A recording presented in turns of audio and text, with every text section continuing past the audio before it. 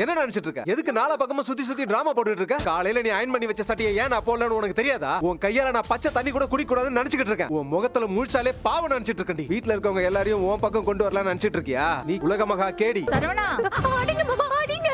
என்ன அடிச்சே கொண்டு போடுங்க. என்ன ஆச்சு?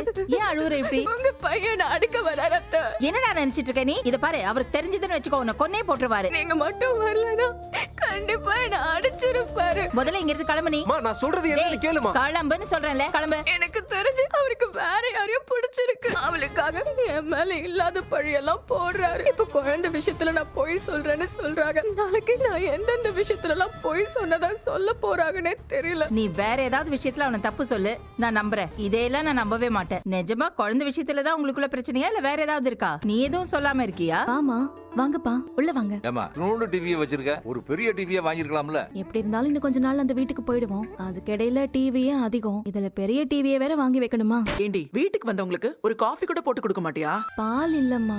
எங்க நீங்க போய் ஒரு பால் பாக்கெட் வாங்கிட்டு வாங்க. ஆ. என்னடி எல்லாம் காலியா கிடக்கு? என்ன சமைக்கணும், அதுக்கு என்னென்ன வேணும், 2 பேருக்கு எவ்வளவு மளிகை பொருள் வாங்கணும், காய்கறி வாங்கணும், ஒண்ணுமே தெரிய மாட்டேங்குதுமா. இரு, நான் அப்பாக்கு ஃபோன் பண்ணி சொல்றேன். என்ன சந்தி?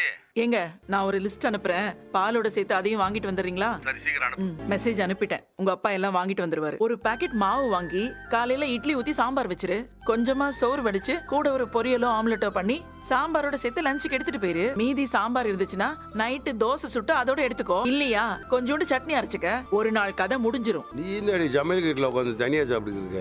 ஏங்க மதி, எதுக்கு மயிலி சாப்பாடு வேணாம்னு சொல்லுச்சு? புருஷனுக்கும் பொண்டாட்டிக்கும் சண்டை நடந்துச்சுன்னு அந்த வருத்தத்துல அவ இருக்கா. அவங்க 2 ஊத்துக்குள்ள என்னதான் பிரச்சனை? இப்படி ஏண்டி அவன் திடீர்னு இப்படி மாறிட்டேன்? நம்ம வீட்டுல வேற யாராவது சண்டை போட்டா கூட அவன் ஓடி வந்து சமாதானம் பண்ணி வைப்பேன். வீட்டுல சத்தமே வரக்கூடாதுன்னு நினைக்கிறேன். அவன் இது எப்படி மயில் கூட சண்டை போறியான்னு நினைக்கிறப்ப என்னால நம்பவே முடியல கோமதி. எனக்கு என்னமோ 2 பேருக்கும் வேற ஏதோ பிரச்சனை போகுதுன்னு தோணுதுங்க. அது என்னன்னு தெரிஞ்சு நம்ம சரி பண்ணணுங்க. நான் வேண்டா சரவணிட்ட கொஞ்சம் பொறுமையா பேசி பாக்குறேன். நானும் மயில் கிட்ட மறுபடியும் பேசுறேன். காந்திமதி ஸ்டோர்ஸ்ல வியாபாரம் எல்லாம் எப்படி போகுதா? அந்த கடையால நம்ம கடை வியாபாரம் ஏதாவது குறைஞ்சிருச்சா? இன்னைக்கு வரைக்கும் குறையல, இனிமேலும் குறையாது கோமதி.